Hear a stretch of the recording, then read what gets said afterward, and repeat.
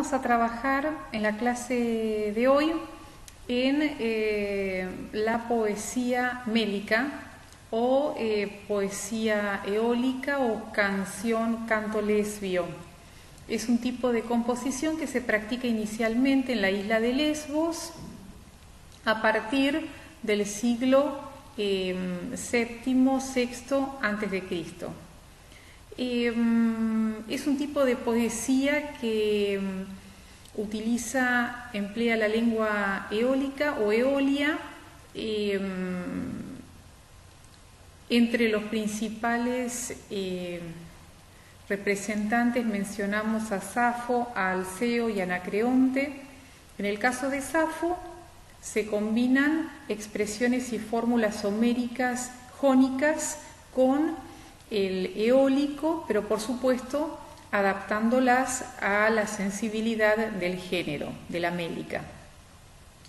Desde el punto de vista de la métrica, la regulación tiene que ver con principios particulares, misma cantidad de sílabas en los versos, lo que se llama isosilabismo, estrofas cortas con características particulares en el caso de Safo o en el caso de Alceo. El acompañamiento musical de estas canciones se hace un instrumento de cuerdas de procedencia oriental. Los alejandrinos son los primeros que organizan, que estudian filológicamente estos textos y fijan las ediciones para la posteridad. Pero en el período bizantino ya la tradición filológica se interrumpe y buena parte de lo que recibimos, de las fuentes que recibimos, llegan por tradición indirecta. Gramáticos, especialistas en métrica, dialectólogos, rítores que seleccionan fragmentos o poemas de estos poetas como ejemplos o como modelos. Desde hace algunos decenios contamos con nuevas fuentes, papiros, pergaminos y óstraca de Egipto que enriquecen lo recibido a través de la tradición indirecta. En segundo lugar, me voy a referir a Safo. Vamos a trabajar sobre el fragmento 31 de Safo y antes vamos a ofrecer una pequeña contextualización. No tenemos precisión en relación a la fecha de nacimiento de Safo, pero siguiendo a Frenkel podemos decir que su vida se desarrolla en torno del 590 a.C. Perteneció a una familia aristocrática de Mitilene, en la isla de Lesbos. Alrededor del 604 debió trasladarse a Sicilia junto a su familia, se exilia por razones políticas. Allí se casa con Cérquilas y tiene una hija, Cleis o Cleide. Puede regresar a Mitilene cuando las condiciones políticas lo permiten, pero necesita dedicarse a una actividad que le permita solventar las necesidades familiares y entonces abre un thiasos o una institución con fines formativos. La función de este ámbito es el de educar a las jóvenes aristócratas de familias aristocráticas y prepararlas para el matrimonio y la maternidad. A través de la poesía, de las poesías, vamos acercándonos a las características de este ámbito y a las actividades que se desarrollaban, fundamentalmente actividades relacionadas con las artes, con el canto, con la danza, con el cuidado acerca de los modos de moverse, de hablar, de comportarse socialmente. Y estas canciones van abordando cuestiones que, algunas más personales que otras, dan cuenta acerca de la vida en comunidad. Frenkel propone clasificar el corpus que sobrevive y no llega en 3 grupos: canciones para coros de muchachas para ejecutar en situaciones festivas. En este grupo incluiríamos los epitalamios, que tienen, como dijimos en la primera clase, una larga tradición oral. Las canciones en que Safo se dirige a otros sobre cuestiones del momento de carácter más subjetivo y que constituyen la mayor parte del corpus, y un poema argumentativo que tiene cierta referencia en la poesía coral. Vamos a trabajar en la clase de hoy en la poesía mélica o poesía eólica o canto lesbio. Es un tipo de composición que se practica inicialmente en la isla de Lesbos a partir del siglo VII, VI antes de Cristo. Es un tipo de poesía que emplea la lengua eólica o eolia. Entre los principales representantes mencionamos a Safo, a Alceo y a Anacreonte. En el caso de Safo se combinan expresiones y fórmulas homéricas jónicas con el eólico, pero por supuesto adaptándolas a la sensibilidad del género, de la mélica. Desde el punto de vista de la métrica, la regulación tiene que ver con principios particulares, misma cantidad de sílabas en los versos, lo que se llama isosilabismo, estrofas cortas con características particulares en el caso de Safo o en el caso de Alceo. El acompañamiento musical de estas canciones se hace un instrumento de cuerdas de procedencia oriental.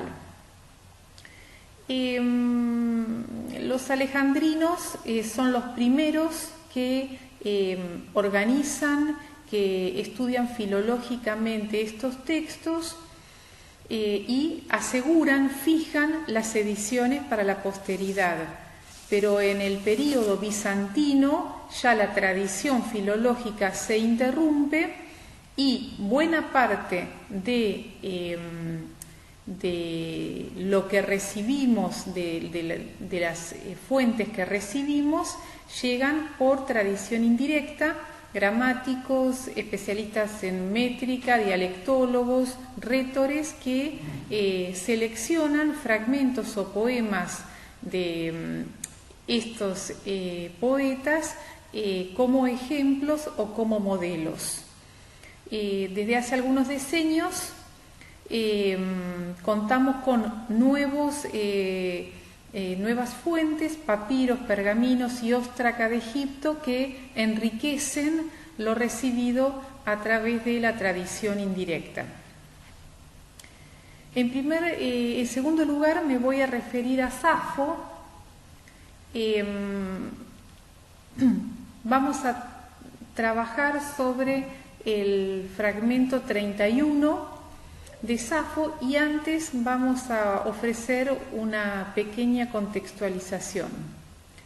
No tenemos precisión en relación a la fecha de nacimiento de Safo, pero siguiendo a Frenkel podemos decir que su vida se desarrolla en torno del 590 a.C.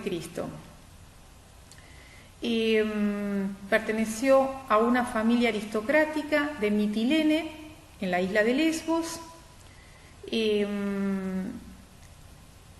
Alrededor del 604 debió trasladarse a Sicilia junto a su familia, se exilia por razones políticas. Allí se casa con Cérquilas y tiene una hija, Cleis o Cleide. Puede regresar a Mitilene cuando las condiciones políticas lo permiten, pero necesita dedicarse a una actividad que le permita solventar las necesidades familiares, y entonces abre un thiasos o una institución con fines formativos. La función de este ámbito es el de educar a las jóvenes aristócratas de familias aristocráticas y prepararlas para el matrimonio y la maternidad. A través de la poesía, de las poesías, vamos acercándonos a las características de este ámbito y a las actividades que se desarrollaban, fundamentalmente actividades relacionadas con las artes, con el canto, con la danza, con el cuidado acerca de los modos de moverse, de hablar, de comportarse socialmente. Y estas canciones van abordando cuestiones que, algunas más personales que otras, dan cuenta acerca de la vida en comunidad. Frenkel propone clasificar el corpus que sobrevive y no llega en tres grupos: canciones para coros de muchachas para ejecutar en situaciones festivas. En este grupo incluiríamos los epitalamios, que tienen, como dijimos en la primera clase, una larga tradición oral.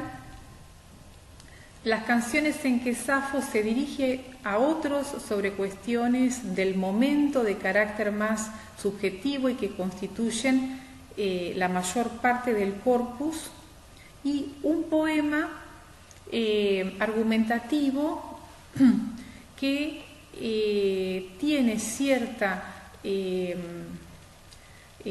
referencia en la poesía coral. Les pido que busquen la lectura 4 sub 4 para trabajar con un fragmento atribuido a Safo. Tradicionalmente se lo atribuyó a Safo, aunque no está claro si en realidad fue compuesto posteriormente a la manera de Safo. En todo caso, resulta fundamental la forma y el contenido, que han sido dos variables que permitieron desde la antigüedad a los filólogos atribuírselo a Safo. Leo: dedique Menacelana cae Pleiades. La luna y las Pléyades se han puesto, mesa y de nictes, es medianoche. Para de Ergezora, ego de Mona Caceudo. Está en el pizarrón. Digamos algo que tiene que ver con la morfología eólica. Es común que el prefijo de un verbo y el verbo se encuentren separados, como en este caso, para y ergetai están separados. En el ático diríamos parergetai, por ejemplo. Otra cuestión, ustedes están leyendo erges. Bueno, la tau se aspira en zeta delante de la vocal jo, en jora, aspirada. Con lo cual nosotros tenemos que reponer, para poder reconocer la persona en la que está enunciado el verbo, que ergez equivale a ergetai, ¿no? La tercera persona del singular, voz media de erjomai. Bueno, ¿cómo traducimos? Pasa, se desliza. Jora, joras G, que en algunas citas ya se vio, significa hora. Traducimos entonces, la hora se desliza, la hora, digamos, se pasa a sí misma, ¿no? Si fuera posible decirlo. Egodemona caceudo. Monos, mone, monon, que ya también apareció, significa solo, y caceudo, dormir. ¿Cómo traducimos entonces? Ego demona caceudo. Y yo duermo sola. Mona es un predicativo subjetivo no obligatorio que modifica a caceudo y al sujeto ego. Es un fragmento que nos llega muy mutilado, brevísimo, pero que da cuenta de la importancia que pasa a tener la subjetividad lírica, el hecho de que el sujeto se antepone para dar cuenta de lo que es fundamental en relación con las condiciones del mundo.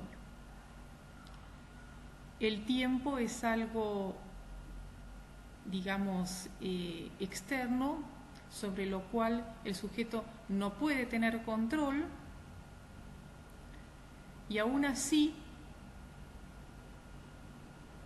se constituye en una condición que se puede subjetivizar. La idea de que ese tiempo que pasa se pone en relación con el sujeto, yo duermo sola, permite en principio generar una serie de posibilidades de interpretación. Connotan la ansiedad, la espera por la llegada de alguien que no llega, que no está satisfaciendo la necesidad de espera del sujeto que habla.